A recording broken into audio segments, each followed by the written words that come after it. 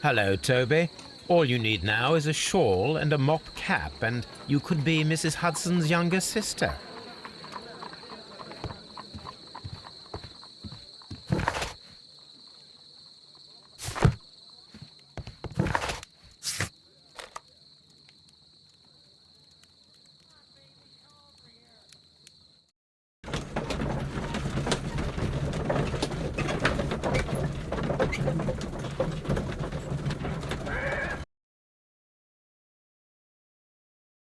Mr. Holmes, whatever brings you here so late at night? I'm interested in the case of young Leighton Chapman. He was arrested earlier this evening and accused of a double murder. I beg your pardon? That case is quite clear to the police. Or are there any new facts that we don't know about? Who knows, Inspector? Look, you are free to investigate, of course, Mr. Holmes. Chapman was arrested with a revolver in his possession, which you can find in the evidence room. The suspect himself is in custody. Did you find anything else on his person? A few personal belongings. Nothing particular, Mr. Holmes. Thank you, Lestrade.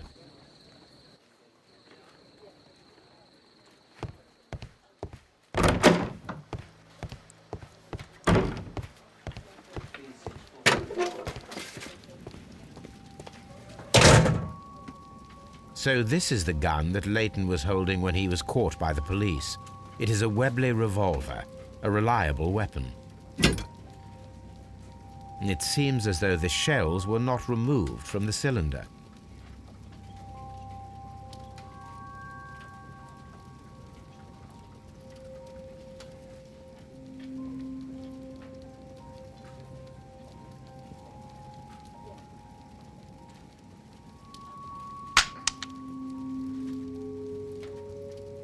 Two out of the 6 shells have been fired. There were 2 shots. A cheap watch, bought with his own money, no doubt. These cigarettes are filled with cheap tobacco, nothing interesting.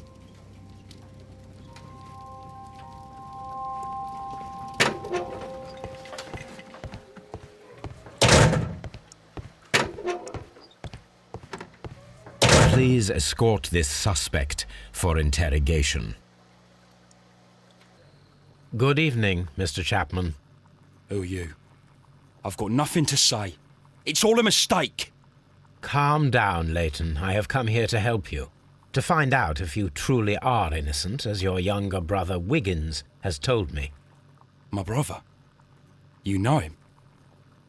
Then that means you're... Sherlock Holmes. Oh, blimey. All right, Mr. Holmes.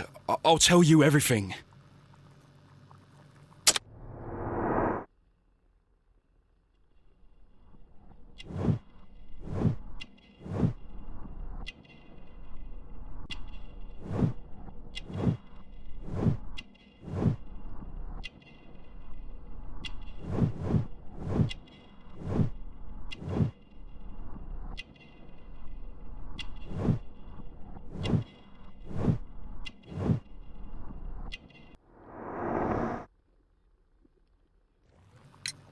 Good. Tell me your account of what happened. I left my work and I hurried up to see the fireworks in Whitechapel. I was late, so I decided to cut through Half Moon Street. I saw the first fireworks light up in the sky. I bumped into a constable on a corner before entering Half Moon. Then suddenly, what with all the firework flare, I saw 2 men. They were both lying flat in the middle of the street. I stopped where I was. I thought about turning back to the police, but as I was thinking of that, I saw a third person. He was leaning over the body that was furthest from me. The second I saw him, he raised his head and he stared at me. In a flash, I saw his gun, but he made a dash for it instead and he escaped through Whitechapel Street. So you might still have had time to return to the constable. I panicked. I didn't know what to do. Anyway, I approached the bodies just to see if they were still alive. I saw that one had blood pumping out of his stomach. He was dying. It was horrible. Second one was already dead. He had a hole in his head. He was holding a gun in his hand, though. I took it, and then I followed the third man. Interesting. Pray, continue. I turned a corner, and I saw the man standing in the middle of the street. He seemed to be in some sort of panic. And then, Mr. Holmes, something strange happened. I told the police and they laughed at what I said, but I swear to you, my words are true. I started running towards him. But then I was blinded by a flash. It was so bright that I hardly saw anything for a good dozen seconds. But I kept running forward. As I arrived in Whitechapel, I heard a woman screaming. And then I was caught by the police. But there wasn't a trace of that man. Of course, then they found a gun and all that blood. I couldn't see the murderer escaping and all that mess. Perhaps I was still half-blinded at that moment. A thrilling account, my young man. Leighton, are you able to describe the person whom you saw standing in Half Moon Street? Well, I wasn't able to see his face at all. It was too dark, and he was too far away. I could see his silhouette. And what about that? Nothing so special. He was wearing a jacket. He was quite average in size and his weight. I see. Was there anything else that struck you at the time? No. But perhaps it's strange, but I can't remember the sound of his footsteps as he was running away. Perhaps it was because of the fireworks or the surprise of me seeing him. We shall see you soon, young man.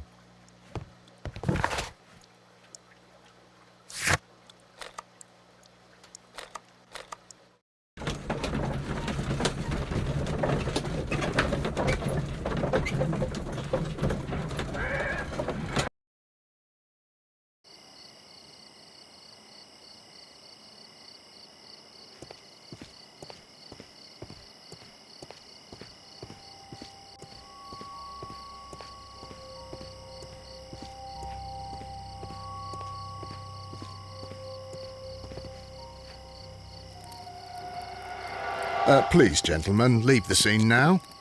Oh, Mr. Holmes, is that you? Good evening, Constable... Constable Marrow. I was here with Inspector Aberline during the Ripper case, Mr. Holmes, back in '88. But then this is nothing like that case. With this one, we've got the murderer, the weapon, and the statements, which speak for themselves. Of course, Marrow. But you know that appearances can sometimes be deceiving. Who were the victims? The two men here, both shot. The stab fellow was Brian Vercotti, a well-known ruffian. The other, Kenneth Butler, a jeweller by trade. You spoke of statements. You have witnesses? Well, I was there, so I gave my own statement. And then there were two other witnesses who said they saw the killer Chapman. Mr. Turner, a gentleman who lives in that flat over there. And Polly Powell, a flower seller, who was over at the far side of the street. So, Constable Marrow, I should be delighted to hear your testimony. I was standing at the north side of Half Moon Street. That was the side that you came from. But you would have been unable to observe this part of the street, where we are standing now. That is correct. But I saw the two victims slowly enter Half Moon Street, and then shortly after, the fireworks started. A few minutes after that, the fellow Chapman rushed towards me and ran into Half Moon Street. Please continue. I didn't pay attention, but suddenly I heard a woman's cries and police whistles on the other side of Half Moon Street. I rushed over there and I saw the two dead bodies on the ground. When I reached Whitechapel Street, I saw Leighton Chapman. He'd been caught by two police constables. Did you hear the shots? I didn't hear any shots. The fireworks were all over the sky. They were so loud I couldn't hear anything else. What were the fireworks in honour of, Constable? Well, today's Queen Victoria's birthday, Mr. Holmes. Yes, I appear to have lost track of the days. It is May now, of course. Constable Marrow, what else caught your attention while you were running through Half Moon Street? I saw nothing but rats, and I took the time to light every corner with my lamp. Did you happen to look up at Mr. Turner's window when you were on Half Moon Street at that time? Yes, I saw that the window was open, but no one was there. It was dark in the room. Constable, your statements have been of great value to me.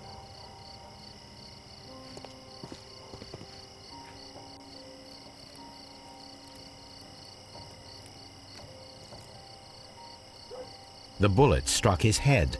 This man didn't stand a chance.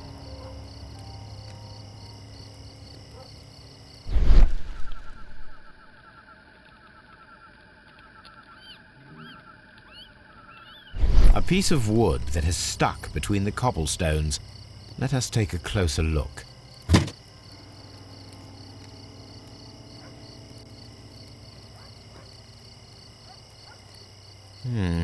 This shard of wood is quite new.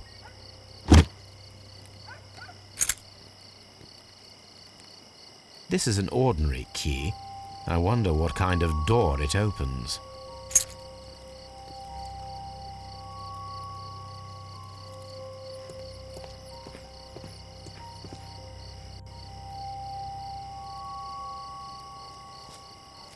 A tattoo from Westgate Prison. Vercotti must have done some time there. Brian Vercotti and Leighton Chapman both have identical Westgate Prison tattoos. They were most likely acquainted.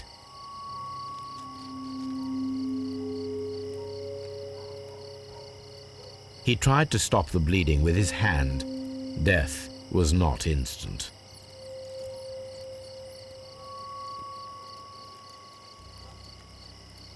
The bullet penetrated his stomach, a dreadful wound.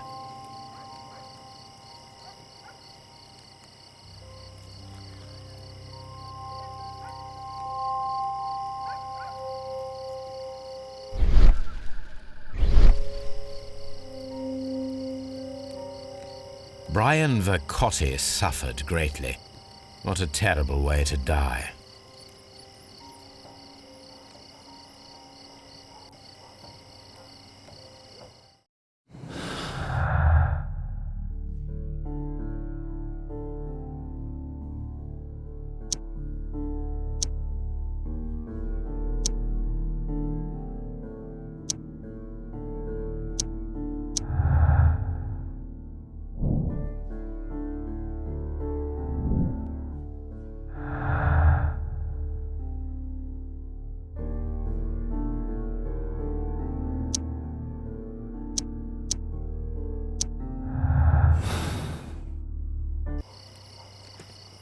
A fairly long pole with a forked end.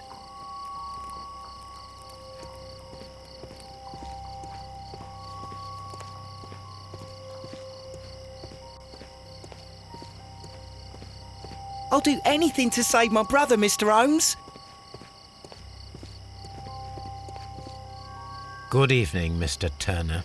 I heard Constable Marrow reply to you as Mr. Holmes.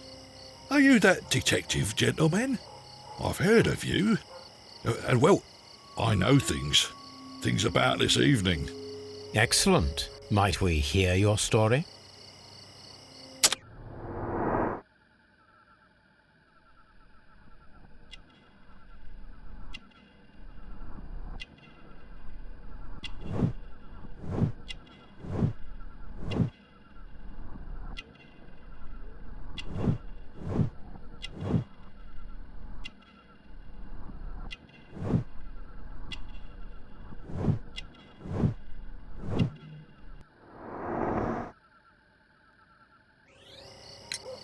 Could you tell us everything that you may have seen or heard? I was already in bed when the fireworks started. A few moments after, I clearly heard 2 gunshots from outside. Please continue. I quickly got up and I grabbed the lamp from my nightstand and I rushed towards the window. I looked down and I saw 2 bodies. And there was a man with a gun who was standing nearby. Where exactly? Well, near this body. Did he notice you? I don't think so. He rushed towards Whitechapel Street without looking around. Mr. Turner, did you see anyone else in the street? No, I saw no one but that man, the murderer, the fellow they caught. Were the two shots you heard consecutive? Yes, there was a very short pause between them, and they sounded different somehow. It seemed to me that the second shot was louder than the first. That is an interesting comment. Mr. Turner, what were your actions after you stepped up to the window?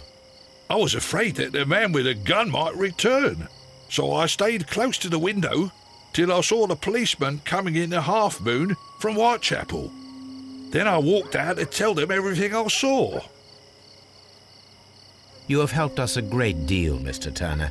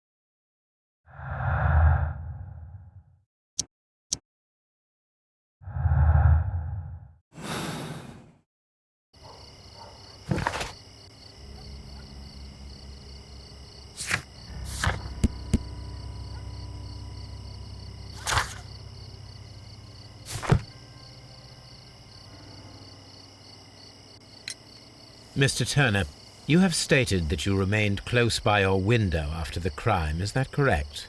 Oh, yes, Mr. Holmes. I stayed at my window until the policeman arrived to examine the dead bodies.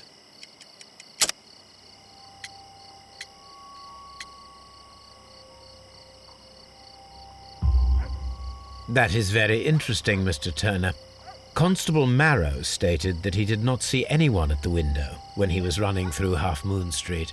Well, I think Constable Marrow and me, we might have been distracted by the whistles and shouts coming from Whitechapel.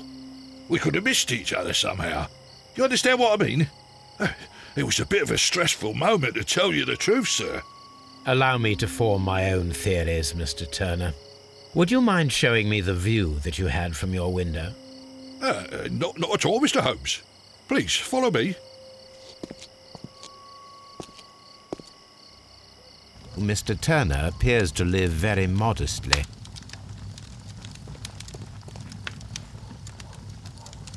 This fire is dying out. It was last tended to over an hour ago.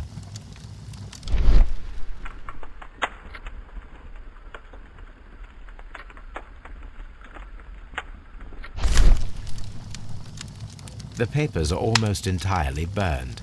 I am unable to see what's written here. These words are illegible. The papers were thrown into the fire just a short while ago.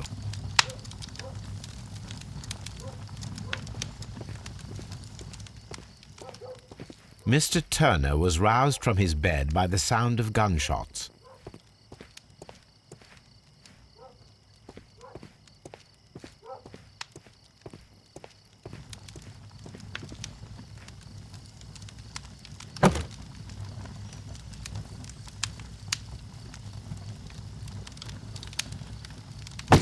A perfect match.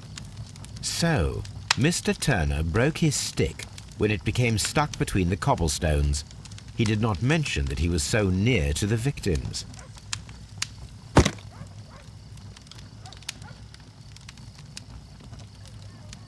The books on this shelf are in a mess. It looks as though Mr. Turner was trying to find something in a hurry here a short while ago.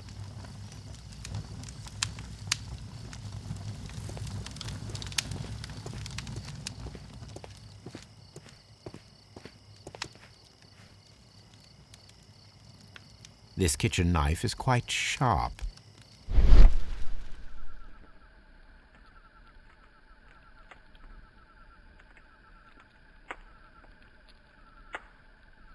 There are pieces of shredded paper scattered over the table. This kitchen knife was used to cut the paper.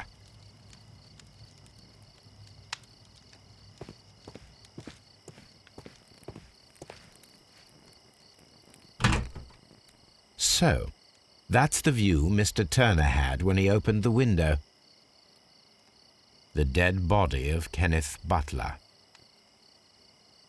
Brian Vercotti's contorted corpse. Mr. Turner had a perfect view of the crime scene. He saw the bodies clearly, and Leighton Chapman standing over them.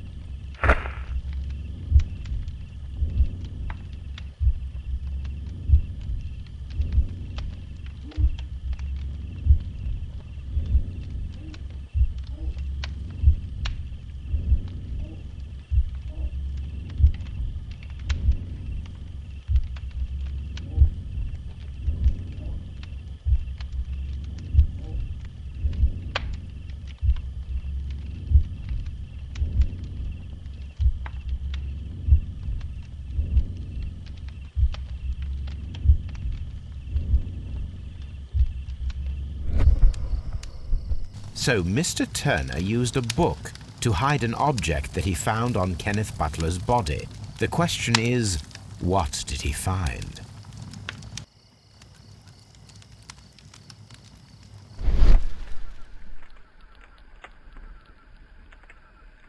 I can see prints from greasy fingers upon the cover of this book. Let us take a closer look. Well now, what a find! A precious jewel concealed inside a book. A bracelet with a unique ram's head design, a distinctive feature of ancient Grecian artifacts, probably of the Hellenistic era.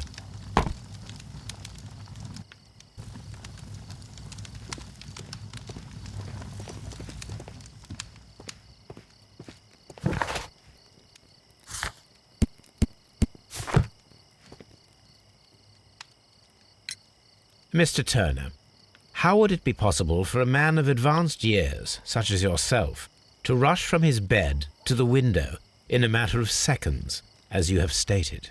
Well, I'm able to move very quickly, despite my age, and when the situation requires it, Mr. Holmes. I highly doubt that, Mr. Turner. I observe that you suffer a severe limp due to your injured right leg. It would have taken at least 10 seconds for you to approach the window. That means you could have easily missed something or someone in Half Moon Street during that time. You're right, Mr. Holmes. I could have missed something. But it did seem to me that everything happened so quickly. Time can pull tricks on you. And what of everything else that you told us? Mr. Turner, It is vital that we have your complete and true statement. Mr. Holmes, I do assure you that the other things I said were most sincere. Mr. Turner, you were not sincere with me. Not then and not now. But Mr. Holmes... This, Mr. Turner, does not look like anything that a poor man might possess. It is worth more than the home that you live in. I can explain. No, merely correct me if I am wrong. You saw Leighton Chapman through the window, but you also noticed a glittering object on the ground, this precious jewel. You walked down and took the bracelet from the body of Kenneth Butler, and when you heard the whistles, you hurried away. That broke your walking stick. It caught fast between the cobbles. Constable Marrow was unable to see you in the window as you were climbing up the stairs on your way back to your flat. Upon returning home, you hid the precious jewel inside a book. Mr. Holmes, please don't send me to prison. I didn't do anything bad. I'm just a poor man. When I chanced upon the bracelet, I saw it as an opportunity to make a little money. I was desperate. I only took the bracelet, that's all, I swear. You made a mistake by lying to me. But you are not a criminal. I believe that. Although I must return this bracelet to its rightful owner.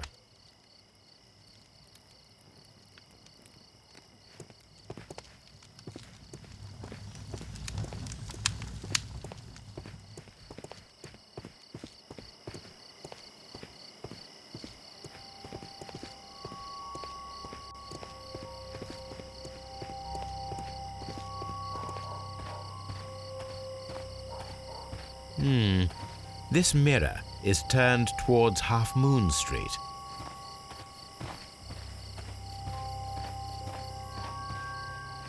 Mrs. Powell? What do you want? My name is Sherlock Holmes. I'm assisting the police with their investigation of the crime that took place this evening. Well, I've already gave my testimony, but very well. Could you tell us everything that you may have seen or heard? Yes. I was selling my flowers as usual, and then the fireworks began, in honour of Queen Victoria. I enjoyed those. But then, all of a sudden, a young lad ran out of Half Moon Street and stopped just by me. He had a gun in his hand. He was like a ghost, and all covered in blood. It was dark, but I could see him, because of the flashes from the fireworks. And then? I screamed as loud as I could. I knew that a policeman should be on duty in the vicinity. He had no time to escape. 2 constables got him. Then another constable came out from the very same street, and I heard him talking of a horrible murder. Mrs. Powell, did you hear the gunshots? I'm not sure. You know, what with the fireworks? Did you see anyone else leaving Half Moon Street, prior to or at the time of the crime? No, sir, I did not. Even with all the fireworks, I was very attentive, as I'm always on the lookout for customers. My thanks to you, Mrs. Powell.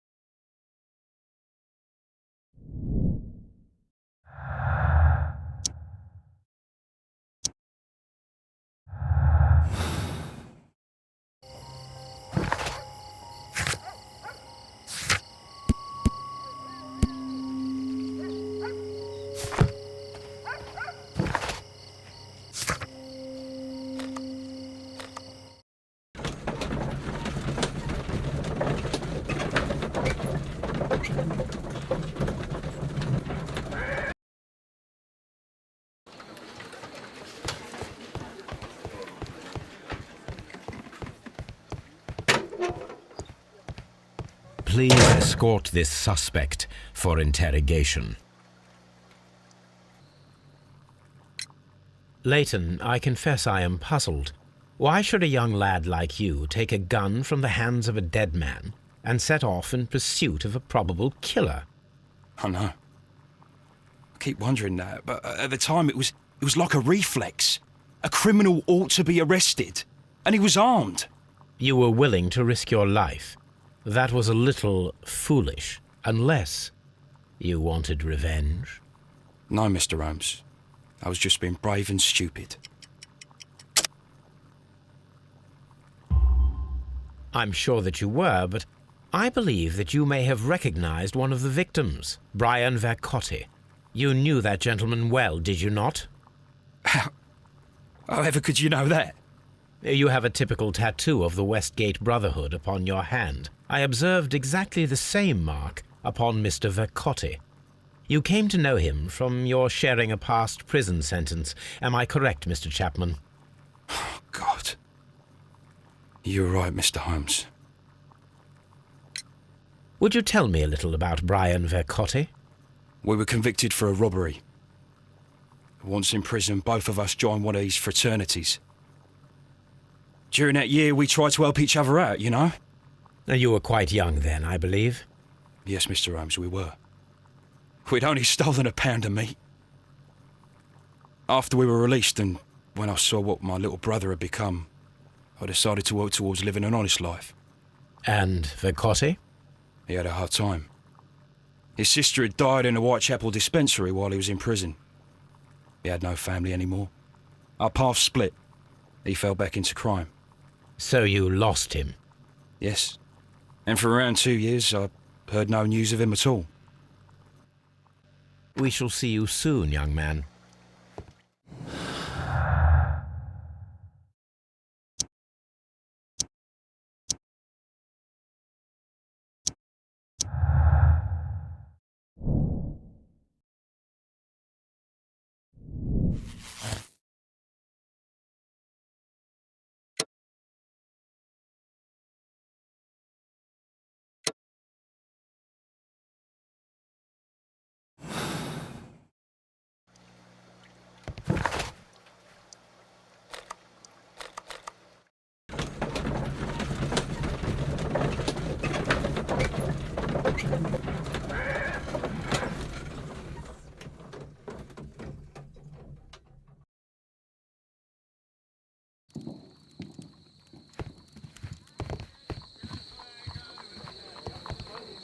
Hello, Toby. All you need now is a shawl and a mop cap, and you could be Mrs. Hudson's younger sister.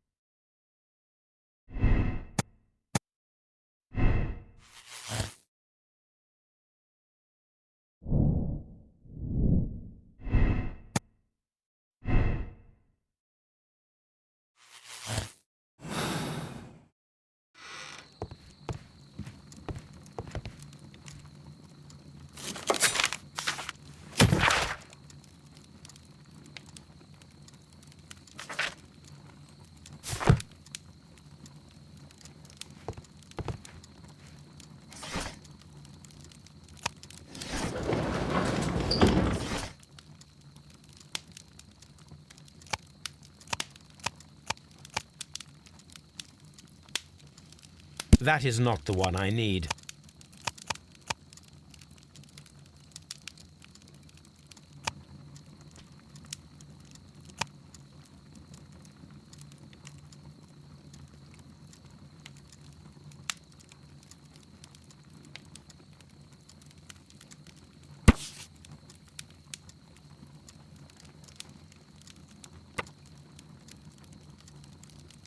Here it is. I need to continue my research in my archives.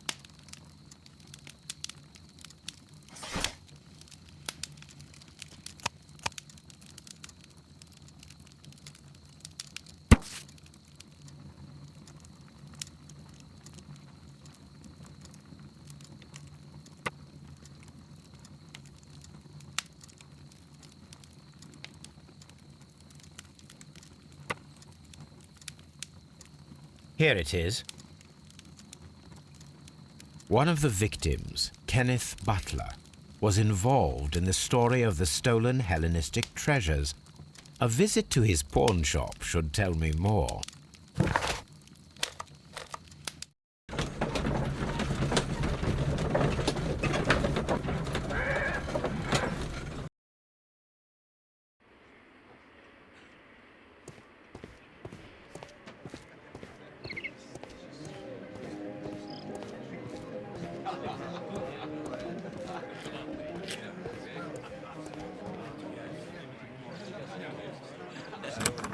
Mr. Butler's key matches the lock perfectly.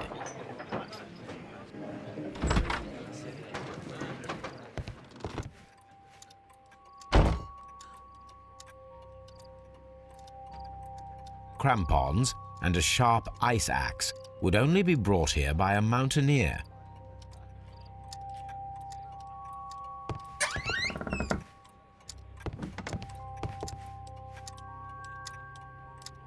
A flare pistol. Perhaps it was pawned by a destitute sailor.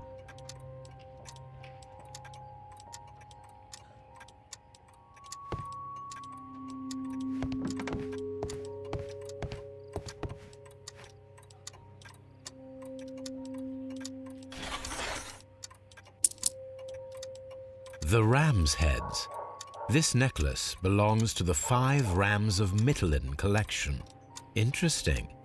That means that Kenneth Butler owned a part of this collection all this time, 10 years after the theft.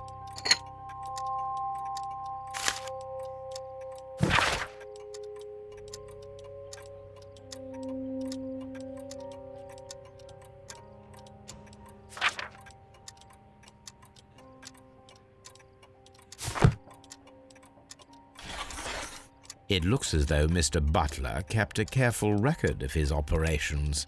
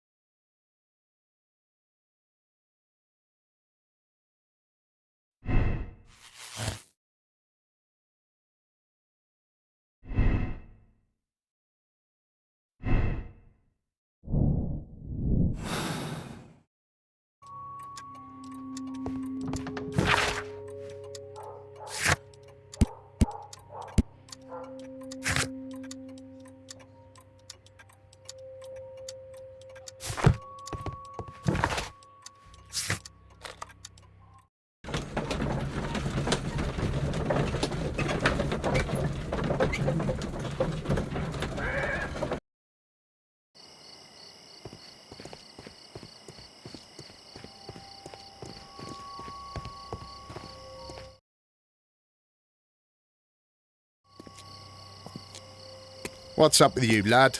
What are you waiting for? I'm waiting for my brother to be released. Your brother? The one that you caught, beat up and imprisoned. Ah, the murderer. He ain't killed no one, copper.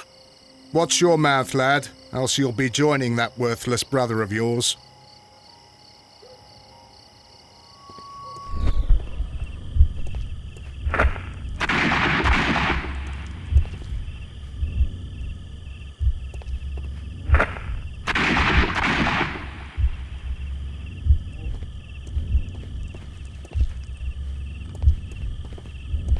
I am unable to see any higher. I need to find something to lift my lamp.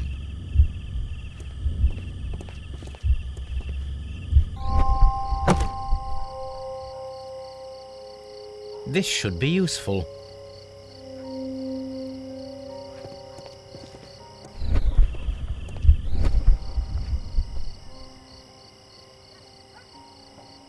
This is most definitely a bullet hole. The brick cracks are fresh. Watson, there was a third shot fired in this street.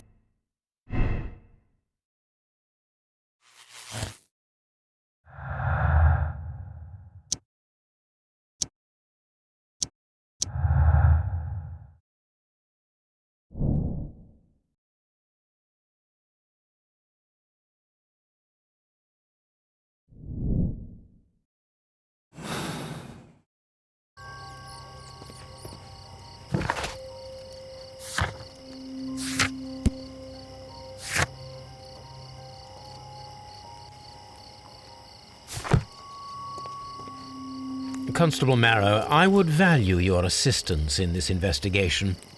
It would be my pleasure, Mr. Holmes. I would like to make sure that there are no places in Half Moon Street where a man could hide while you were running through it with your lamp. All right, Mr. Holmes, what should I do?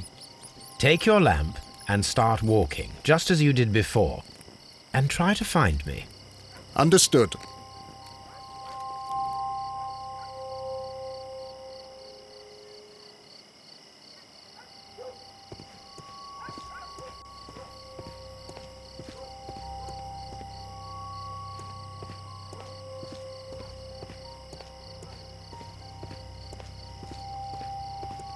I can see you very well, Mr. Holmes.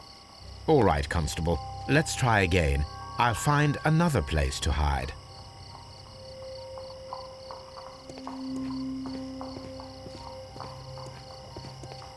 Here you are, Mr. Holmes. All right, Constable. Let's try again. I'll find another place to hide.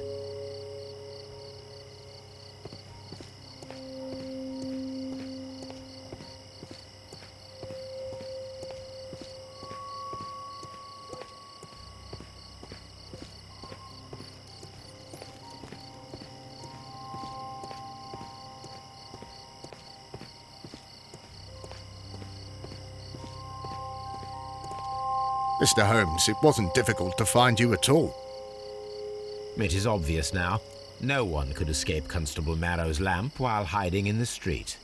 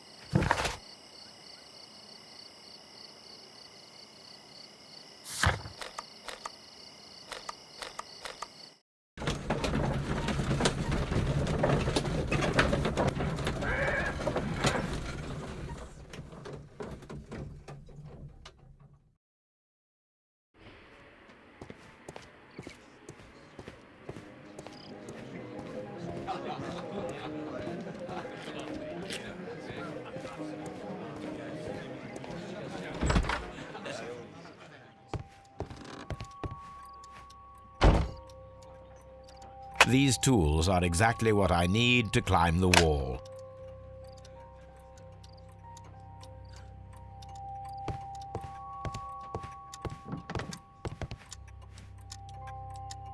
This is exactly what we need in order to imitate the flash of the fireworks.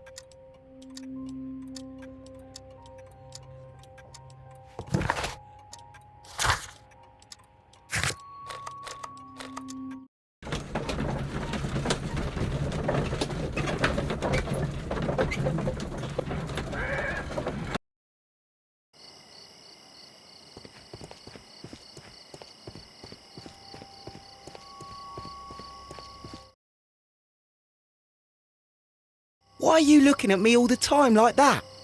I'm just watching you, lad. I never know what to expect from people like you. People like me? Yes, street beggars and thieves. I ain't a thief. Oh, no? Then where did you get whatever it is that you're gnawing on? I very much doubt that you bought it. What ain't seen can't hardly be stolen.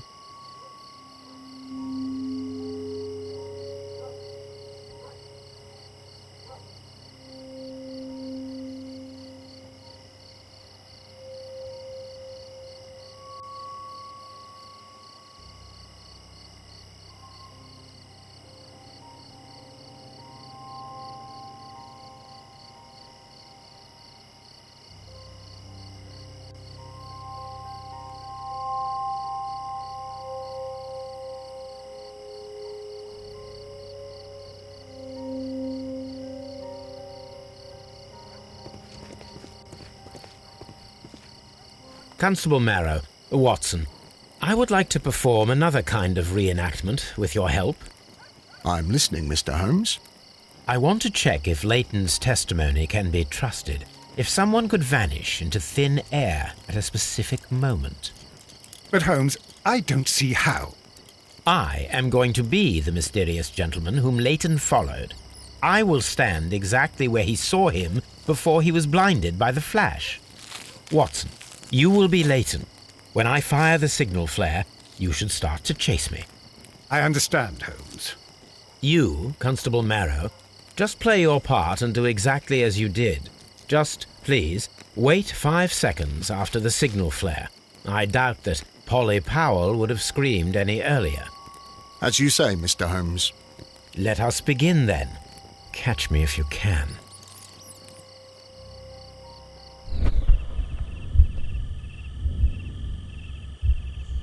This wall is cast in shadow. It would be difficult to see anyone scaling it.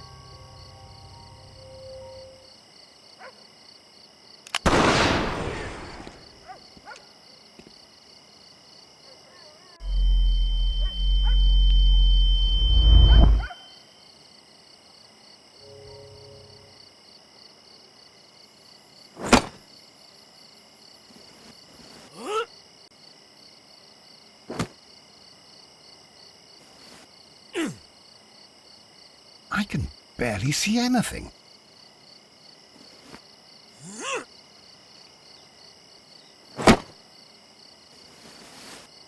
Holmes? Are you there?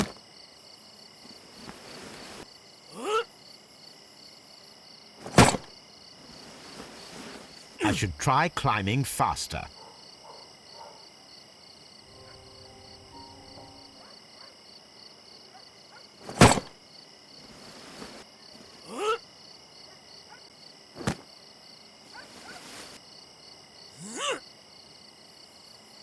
I can barely see anything.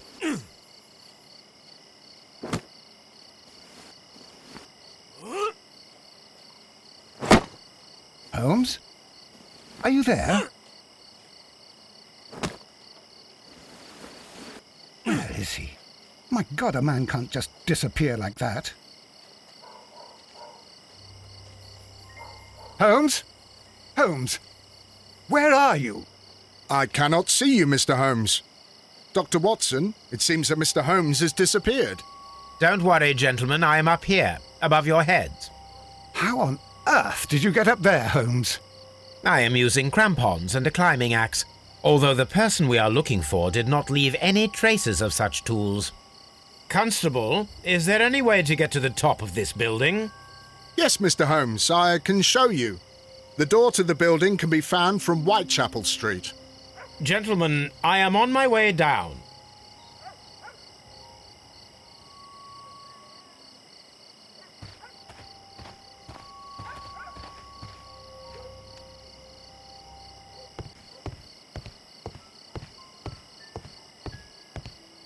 These shards of glass are from the window above.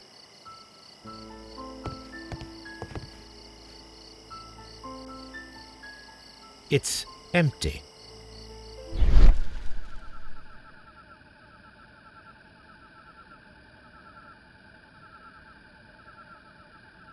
A cluster of thick black threads. They're unusually strong. I should examine them under the microscope. Someone broke through the window to get inside the attic, but in his haste he ripped his jacket. We can conclude that the person whom Leighton saw climbed up the wall, broke into the attic window, and escaped through the hatch.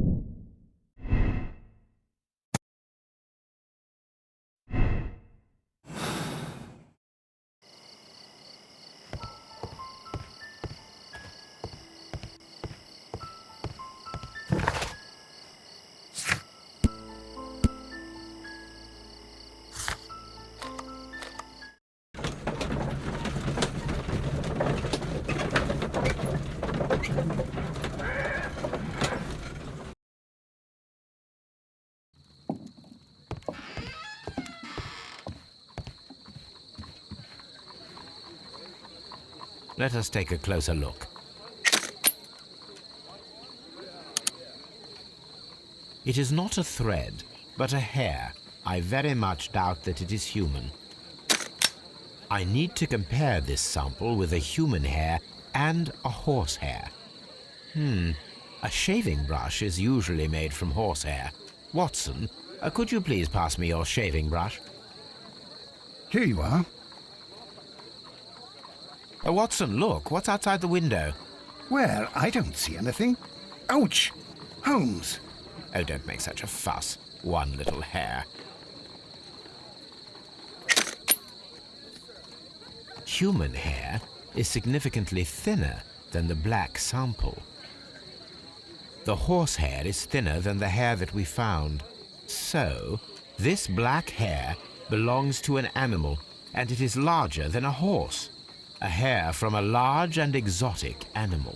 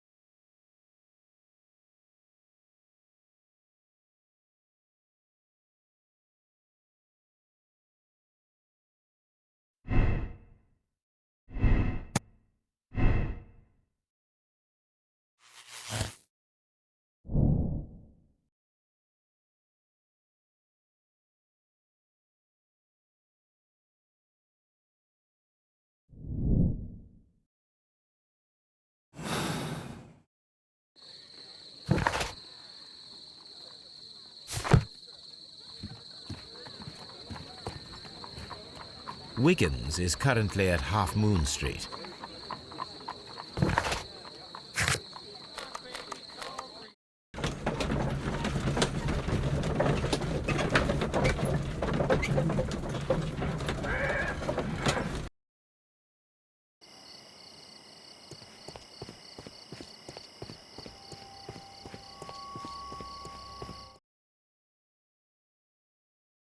Wiggins, my lad, what are you doing here? You'd best be leaving and be quick about it. I've done nothing wrong. You'd learn more by watching Mr. Holmes.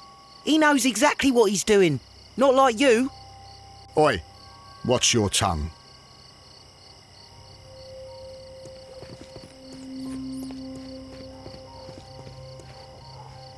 Mr. Holmes? We have good news for you, Wiggins. The investigation has proven very interesting so far. We found facts and details that confirm your brother's innocence.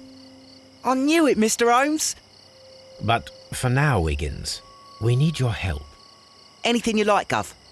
I need you to locate a circus that has stopped over in London. It needs to have disposed of at least one exotic animal, a very large one. You can count on me, Mr. Holmes.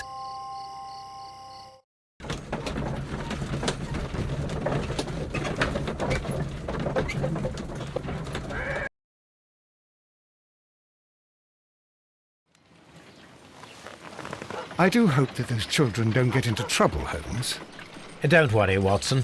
I predict some news in 7 seconds. Mr. Holmes, we found it. Here it is. And this is a young Indian elephant, the highlight of the show. Duval Brothers, a well-known travelling circus that is currently stopped in London. I believe that is exactly the type of circus we are looking for. I'll pay it a visit.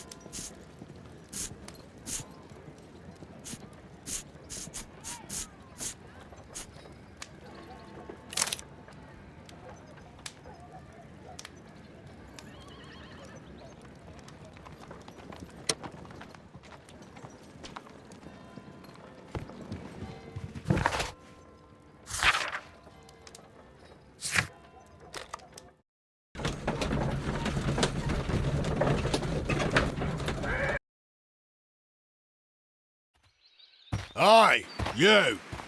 Stop right there. Good morning, sir. Pardon me, but why am I not allowed to walk around here? Because it's private. Well, I only wanted to meet the artistes. You're wanting to apply for... Nah, you don't look like the type of, artistic lockpicker that we're looking for. You might be surprised. What? Nah, I don't think so. Clear off.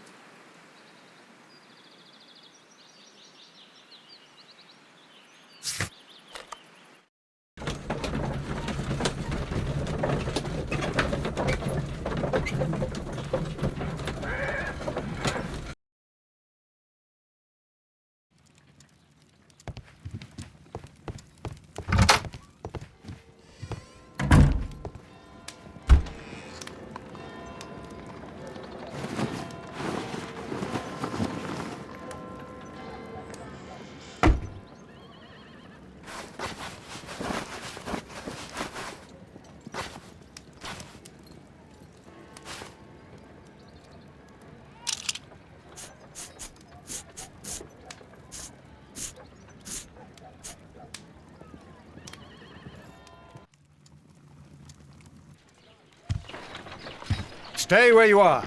What are you doing here, and where is Sherlock Holmes? Calm down, Watson. Take deep breaths now. It's me. Oh, thank God, Holmes. I can't get used to your disguises. Thank you, Watson. That means I am ready to go.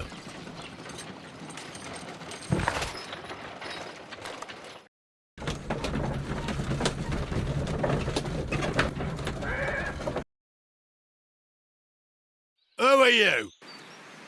What's your name? My name is Nigel. I'm here to open the locks. Talented, eh? Let's see.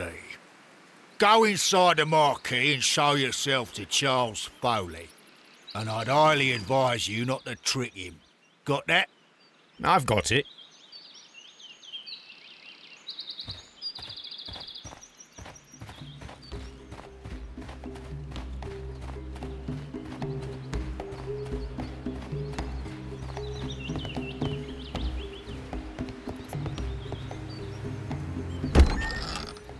So, everything is here, just as you asked. And what about the money? Some of the barrels are wet. Transportation issues, it couldn't be helped. Whatever. We'll be here after midnight to pick up the supplies. I want to be paid first. No. You'll be paid after we make the transfer, as I said. Right? I hope that no one saw you. The police are on the lookout. Of course not. I'm a professional. Glad to hear it. Be ready for tonight, then.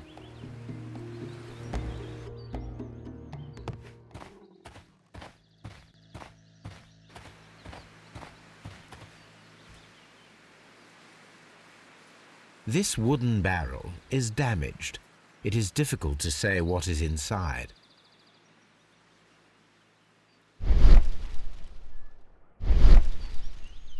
There is a spot on this barrel that was intentionally painted out. The crest of the Honourable Artillery Company. Could it be gunpowder? I need to be sure. The barrels are roughly clustered. It seems as though they were brought here in a hurry.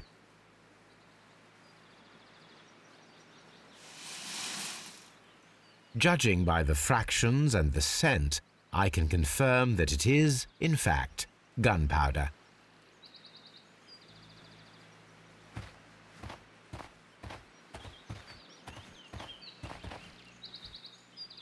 This printing press is old, but still quite capable of printing hundreds of pages per day. That's a picture of a contemporary gentleman wearing a Robin Hood hat. Interesting. From lambs into lions.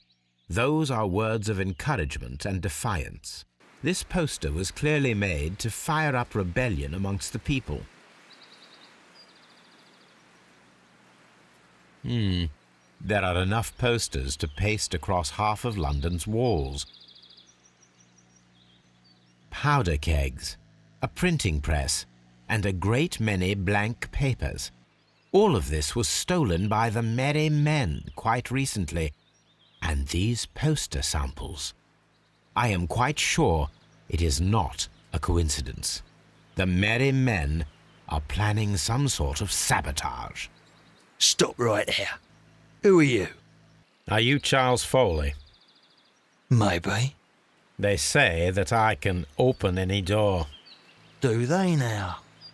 We'll see that lock near the chains on a table over there. Open that.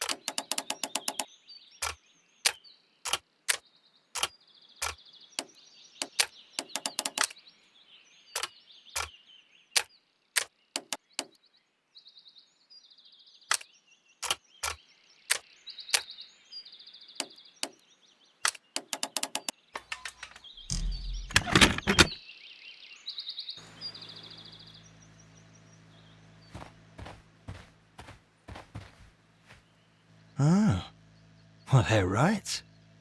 What's your name? Nigel Shirley, from York. Ah, Nigel from York. Never heard anything about you. How'd you hear about me?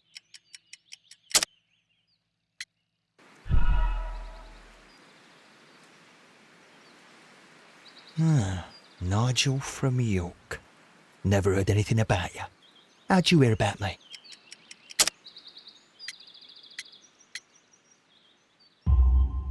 It's a long story. I met your brother, Vincent the Butcher Foley, in prison. He told me all about his betrayal and all about you. Before I was released, he told me that you might find a job for me one day and pay me some money for me craft.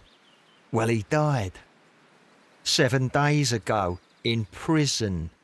I'm sorry to hear that. That's all right. The traitor has paid the blood price for it. And you'll do the job anyway, because I need a talented lockpicker. I know just where to search for his legacy. It's all about the Hellenistic treasures, isn't it? Osh, you fool. Now, listen up. You'll come with us tonight, and you better mind yourself. Us? Wait, who's coming then? Billy, Jack and me. And what will I get for that? We'll share the loot. The one you seem to know about. Right. Wait for us at the abandoned manor house on the corner of Ladbroke Grove and Kensington Park Road at midnight. Deal.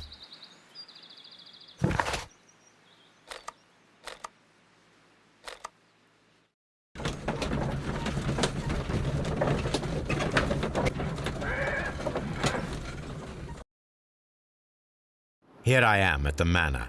Somewhere inside it are the Hellenistic treasures.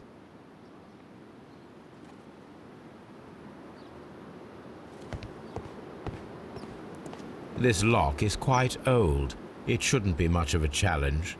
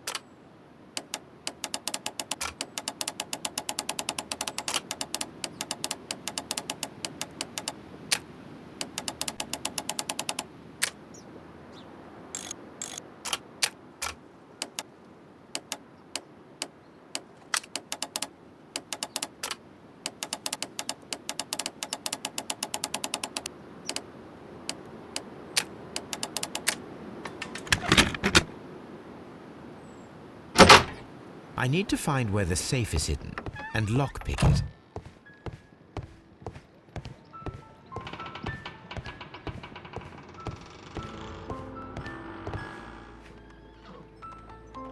This cupboard is an absolute mess.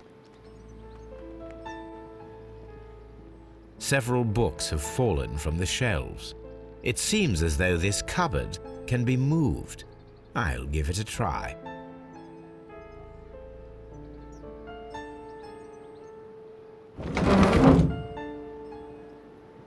So, that's the lock I must open tonight.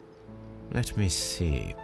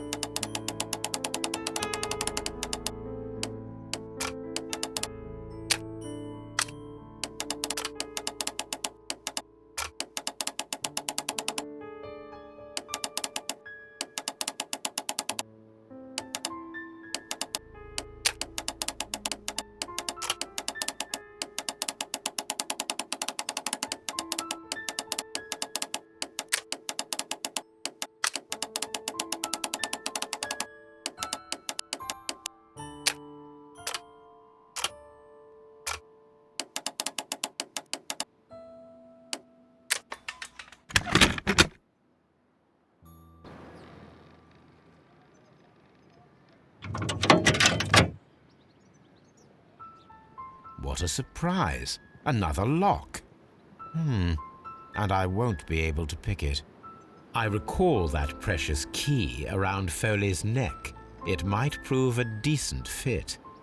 I suppose they hired me to only open the first lock. Let us wait for the thieves, trap them, and find out. Let us check the thieves' possible escape routes in the event that they are caught off guard by the police from the front door.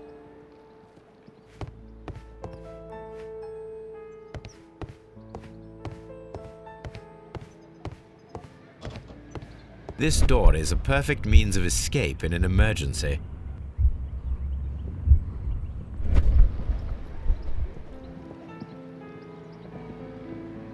A solid rope.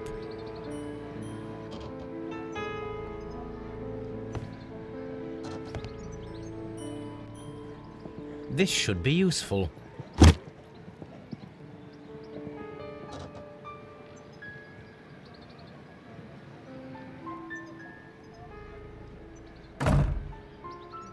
The door is now blocked.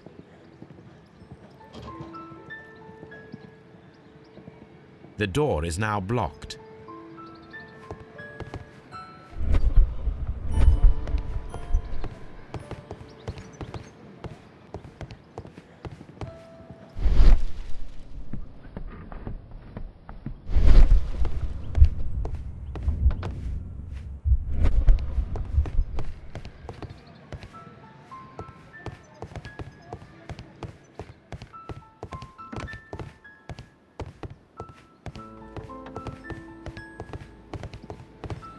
The ground floor window is a perfect way to escape the police.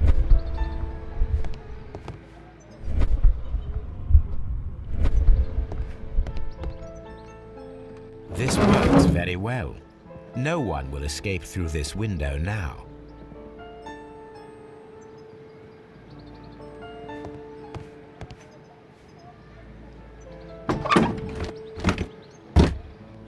There is no ladder. If anyone falls here, he will need assistance to get out.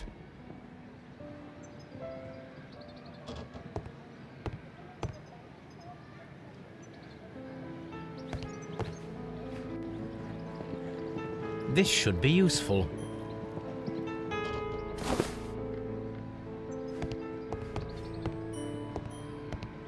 This hat.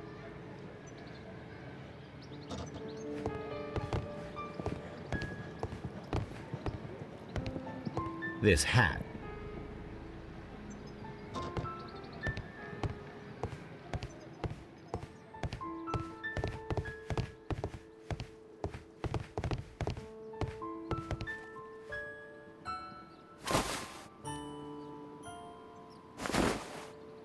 I suppose that the thieves already tried to open the lock with this formidable hammer, but they were unsuccessful. If anyone takes the hammer, the rope will uncoil and make the chandelier fall. If he runs through the dining room and takes a sledgehammer to force open the door, the chandelier will knock him down.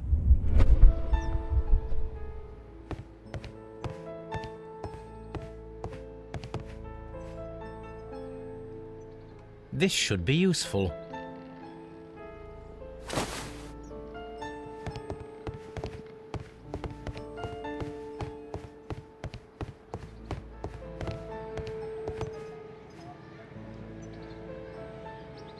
Now, it's not an open hatch, just a nice carpet on the floor. I should walk carefully here, else my plan will be ruined.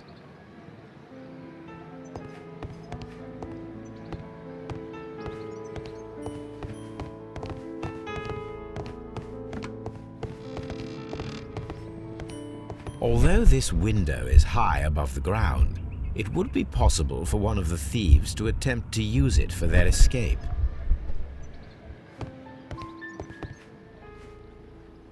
This should be useful.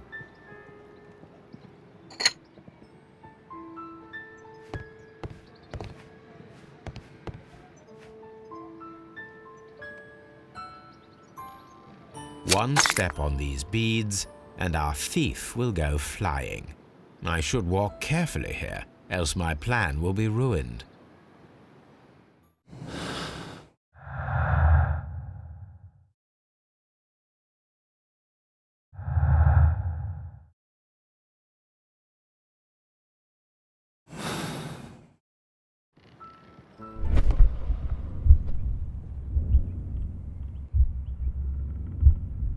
Any thief who finds his way upstairs will roll down very quickly. Now, if a thief runs through the kitchen, he'll pay a surprise visit to the cellar. The traps for my circus companions are all prepared. I can leave now, but I'll return later with Charles Foley and his companions.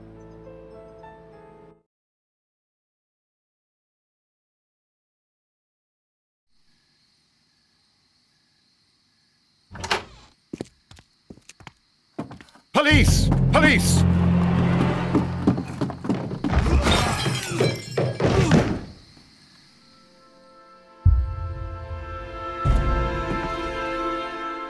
Stop where you are! Where are they? Trapped, Watson, with your assistance. How so? You sounded just like a real bobby, my dear fellow. You startled them into the traps. I did? I assure you, Watson, it was quite an entertaining show. They will not escape the house now. You scum! And this is the pistol used for the murder in Half Moon Street. How do you know about that? Have you closed the case yet, Sherlock? Mycroft, what are you doing here? Did you follow me? Sherlock, it may seem that I used you, but you should be pleased to know that you have served our queen well, in this instance. So now, let us catch the big fish. But this man is not one of the merry men? No. Then why exactly are we here, Sherlock? This gentleman, Charles Foley, has been involved in a double murder, and the hunter of a set of valuable antiques, the Hellenistic treasures, which disappeared in a theft many years ago. You're no better than the coppers!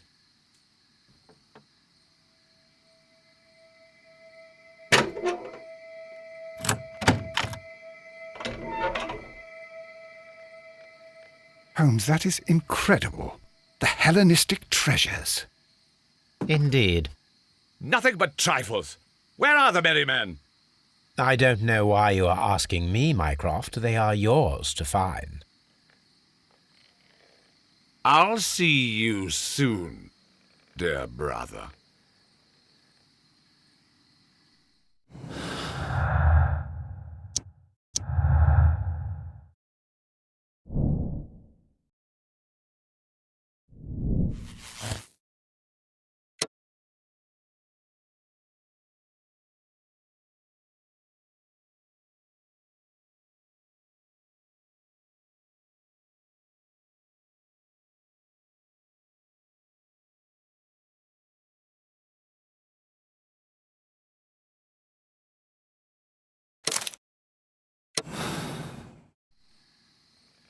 Charles Foley, you committed the crime of premeditated murder and of theft.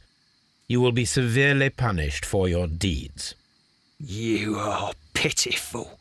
You Scotland Yard dog. Save your words for the gallows. I'm sure the journalists will love them. I shall leave now, Watson. Gentlemen, please take our friends here into custody. Where are you going? I have unfinished business. I'll see you at Baker Street.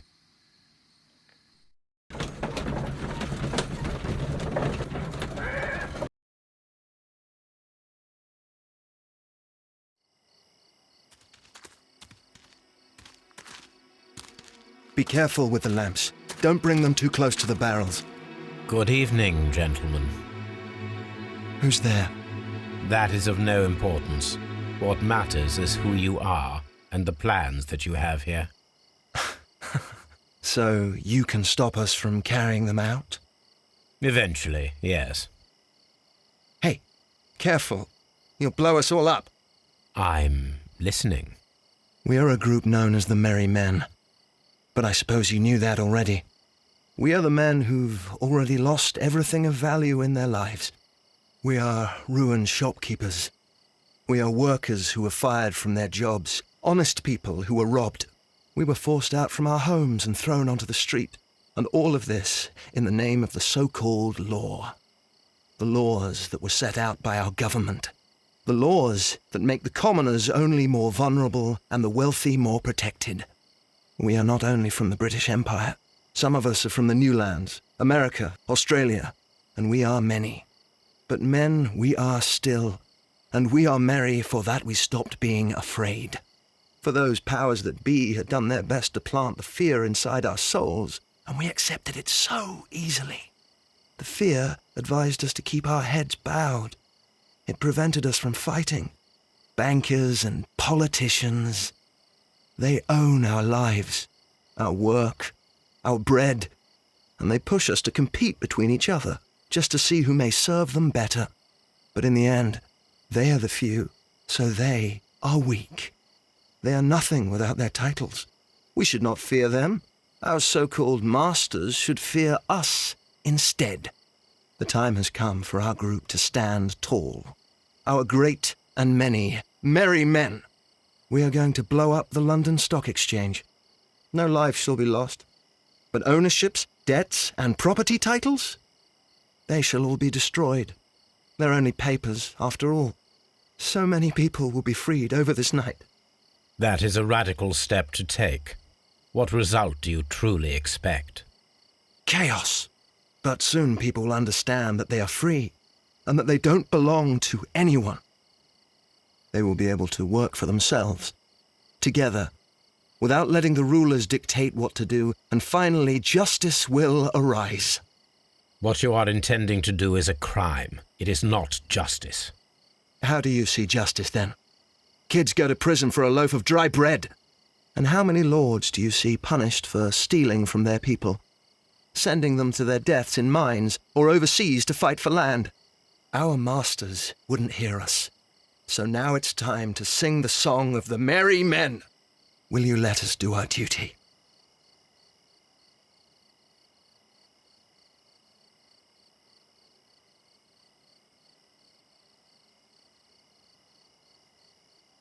When people fight the order, they are too blind to see the consequences that throw society into chaos. I shall stop your actions, but not you. Run. Now!